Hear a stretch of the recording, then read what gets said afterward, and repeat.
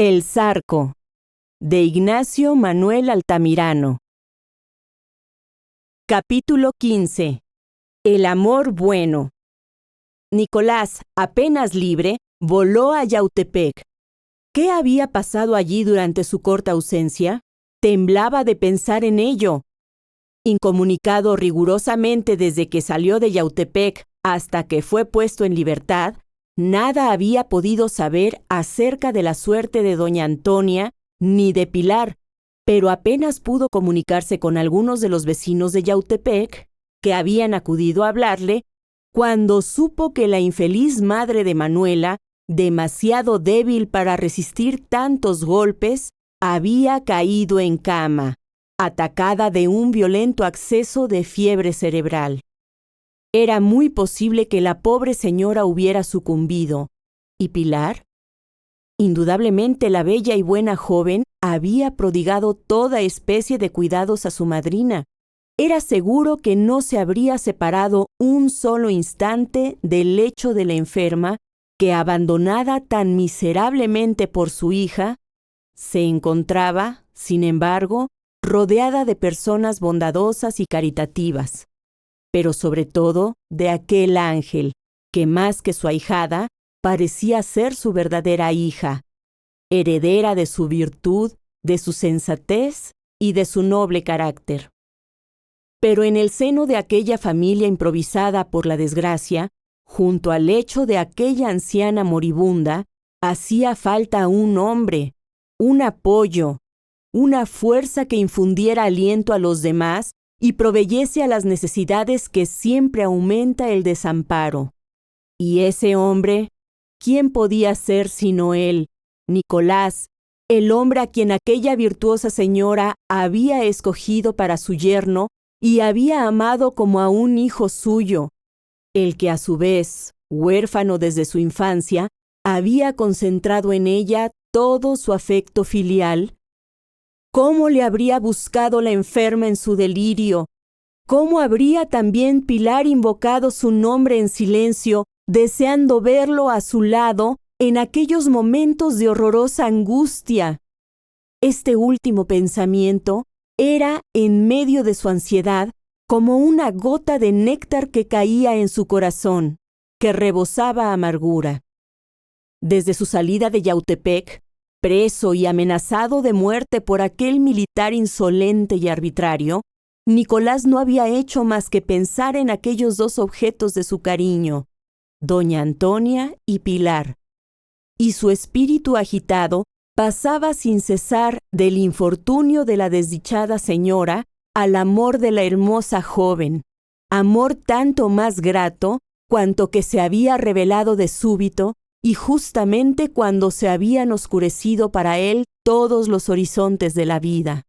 Así es que aquel enamorado joven, en los días precedentes, apenas había concedido su atención al estado que guardaba, a la incomunicación en que se le mantenía, a las 1000 incomodidades de su prisión, al peligro mismo de una resolución desfavorable a las gestiones que se hacían para libertarle, a todo.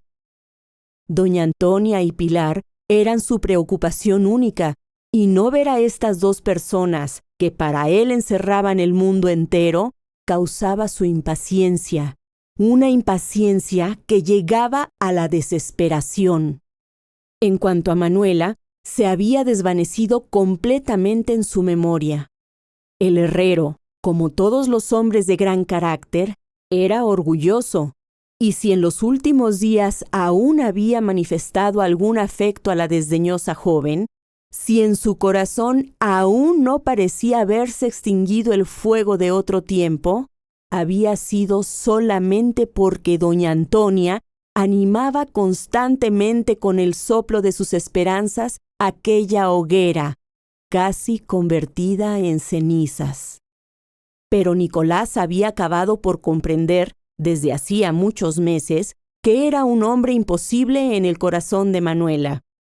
Más aún, con su perspicacia natural, con esa facilidad de percepción que tienen los enamorados humildes, había adivinado, analizando detalle por detalle, al regresar tristemente de Yautepec todas las noches, sus estériles y cada vez más heladas entrevistas con la joven, que ésta no solo sentía desapego hacia él, sino repugnancia. Ahora bien, a la expresión de este sentimiento, que aún en un semblante hermoso es duro y desagradable, no podía resistir una alma altiva como la de Nicolás.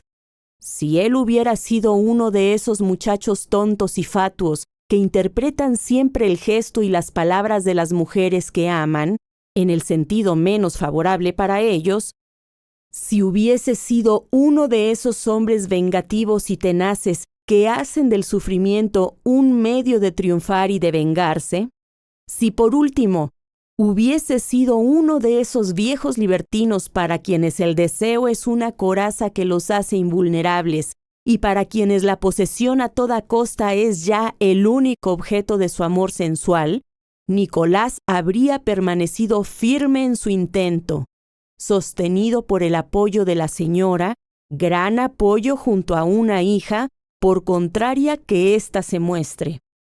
Pero Nicolás era un hombre de otra especie. Indio, humilde obrero, él tenía, sin embargo, la conciencia de su dignidad y de su fuerza.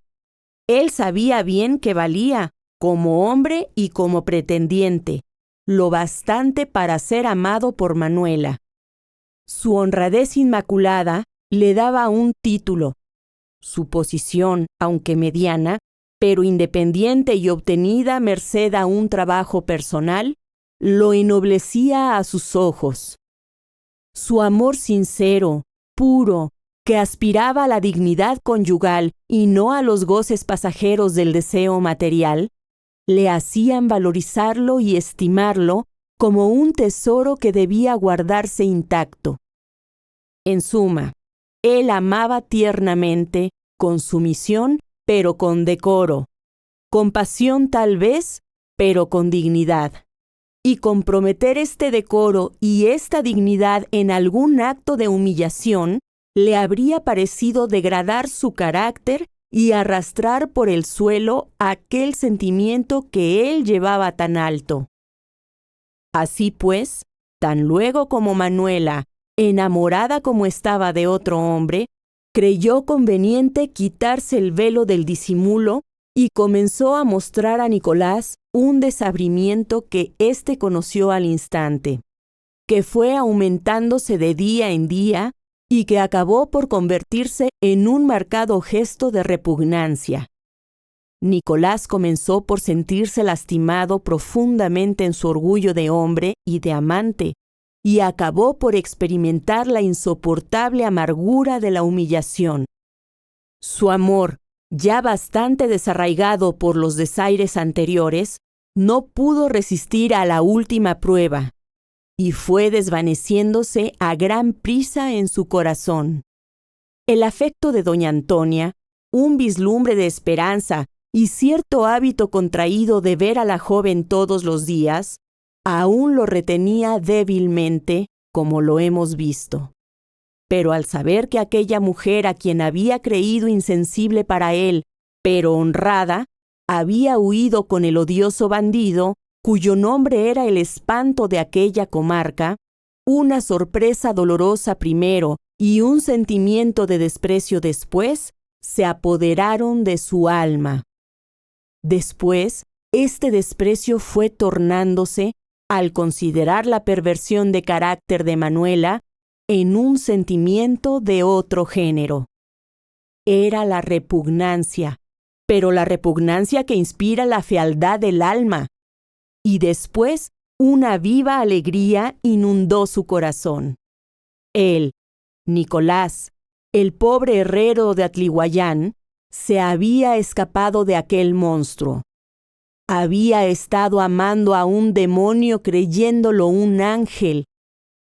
Hoy se veía libre de él, se avergonzaba de su ceguedad de los primeros días y se felicitaba de que el cielo o su buena suerte lo hubiesen salvado del peligro de haberse enlazado con aquella criatura, o al menos de la desgracia de seguir amándola lo que habría sido terrible para él, dado su carácter altivo e intensamente apasionado. Lejos de eso, y como una compensación gratísima, precisamente en los momentos en que su espíritu había quedado enteramente despejado de las últimas nieblas que aquel afecto hubiera podido dejarle, cuando la serenidad acababa de restablecerse en su corazón, serenidad que no había sido bastante para turbar ni el peligro que había corrido, ni la indignación que lo había agitado, había visto surgir ante sus ojos una nueva imagen, más bella y dulce que la que había desaparecido, y había sentido, había comprendido que esa sí era el ángel bueno de su existencia.